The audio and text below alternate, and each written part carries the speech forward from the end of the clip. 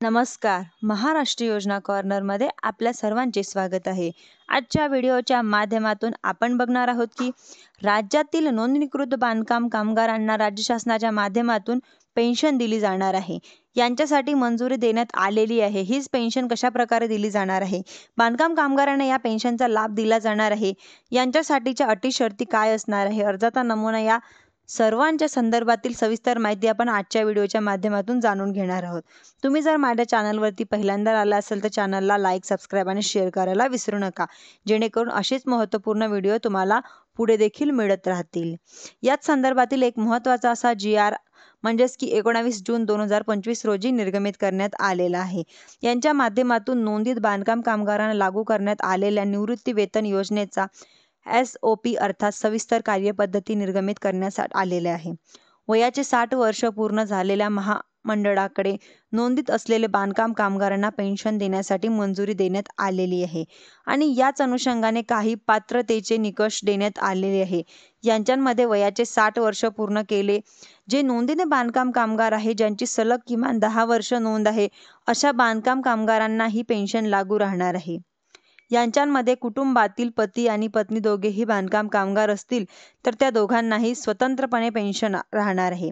पती पत्नीचा जर मृत्यू झाला तर त्या बांधकाम कामगारांचे पती पत्नीस अर्थात म्हणजेच की पत्नीचा मृत्यू झाल्यास पतीस किंवा पतीचा मृत्यू झाल्यास तर पत्नीस निवृत्ती वेतन करता राहणार आहे. तथापि पती पत्नी सादर योजनेत अंतर्गत निवृत्ती वेतन मिळत असलेल्या सर्व अधिकांच्या दुबार निवृत्ती वेतनाचा लाभ मिळणार नाही.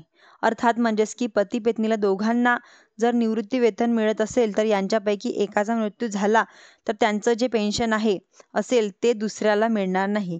ज्याचं पेन्शन हे त्यालाच मिळणार आहे. केंद्र शासनाच्या आदर्श कल्याणकारी योजनांच्या मार्गदर्शक तत्वानुसार कर्मचारी राज्य विभाग कायदा यांच्यानुसार जे काही तरतुदी आहेत, ज्या काही लाभार्थ्यांना जर दुसरे काही पेन्शन किंवा इतर काही जर लाभ मिळत असतील तर ते या निवृत्ती वेतन करता लागू राहणार नाही.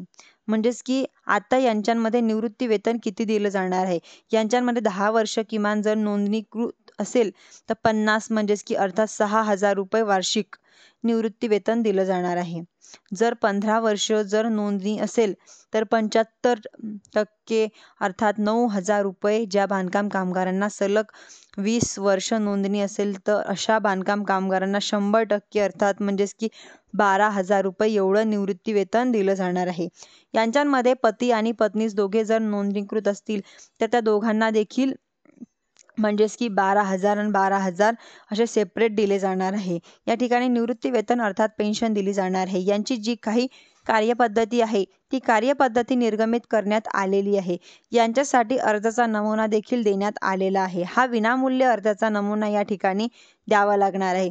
पेन्शनसाठी सादर करण्याचा अर्ज जो आहे, अर्ज भरताना नोंदीत बांधकाम कामगारांना आधार कार्ड ज्या जिल्ह्यामधील आहे त्या जिल्हा बांधकाम कामगार सुविधा केंद्रांचं WFC यांच्याकडे हा अर्ज जमा करायचा आहे. अर्ज जमा करत असताना कागदपत्र, पत्त्याचा पुरावा, आधार कार्ड, जन्मतारखेचा पुरावा, जन्मदाखला, अशा सोडलेला दाखला म्हणजेच की शाळा सोडलेला दाखला आणि बँकेचं खातं पासबुक, साक्षांकित छायाप्रत ही यासाठी लागणारी कागदपत्रे आहे. यांच्यासाठी एक अर्जाचा नमुना देखील देण्यात आलेला आहे. अर्जाचा नमुना आपण या ठिकाणी पाहणार आहोत की म्हणजेच की प्रपत्र बांधकाम कामगारांचं नाव यांच्यामधील द्यायचे आहे. बांधकाम कामगारांची नोंदणी क्रमांक, आधार नंबर, जन्मतारीख, वयाची 60 वर्ष पूर्ण झाल्यानंतर तारीख, प्रथम नोंदणी झाल्यानंतर दिनांक, प्रथम नोंदणी झालेल्या जिल्ह्याचे ठिकाण, नोंदणी कालावधीचा तपशील, कधी कधी नोंदणी झालेली आहे, त्यांच्या नूतनीकरण कधी केलेलं आहे, नूतनीकरणाचा जे काही कालावधी असेल, जी डेट असेल ती कोणत्या कोणत्या जिल्ह्यांमध्ये केला ही माहिती यांच्यातील द्यायची आहे. बँक खात्यांना तपशील द्यायचा आहे. बँकेचं नाव, खाते क्रमांक, IFSC कोड. तर इथे कुठल्याही पेन्शन किंवा PF वगैरेचा लाभ घेत नाही याबद्दलची माहिती आपण घेतली. भरलेली सर्व माहिती खरी व आणि खोट्या आढळल्यास कारवाई करण्यात यावी अशा प्रकारची सहमती देऊन बांधकाम कामगारांना स्वतःचं नाव देऊन या ठिकाणी सही करायची आहे. यांच्यासाठी एक शिफारस पत्र दिलं जाणार आहे. कार्यालयाच्या माध्यमातून त्यांच्यामध्ये प्रपत्र देण्यात आलेलं आहे आणि यांच्यामधील वर्षनिहाय नोंदणी प्रमाणपत्र देखील दिलं जाणार आहे. त्यांच्यासाठी प्रपत्र असणार आहे की अर्थात अर्जदाराचा अर्ज आल्यानंतर ही 2 प्रमाणपत्र त्यांच्यासोबत जोडली जाणार आहे. यांच्यानंतर प्रपत्र कार्यालयीन कामकाजासाठी आहे अशा प्रकारच्या अर्जाचा नमुन्यासह हा GR निर्गमित करून राज्यातील बांधकाम कामगारांना त्यांची सलग किमान 10 वर्ष नोंदणी आहे अशा बांधकाम कामगारांना ही निवृत्ती वेतन योजना लागू करण्यात आलेली आहे. हे निवृत्ती वेतन देण्याकरता मंजुरी देण्यात आलेली आहे. जे काही कामगार जुन्या नोंदण्या त्यांची 20 वर्ष नोंदणी झालेली आहे अशा बांधकाम कामगारांना वार्षिक 12,000 रुपये एवढी पेन्शन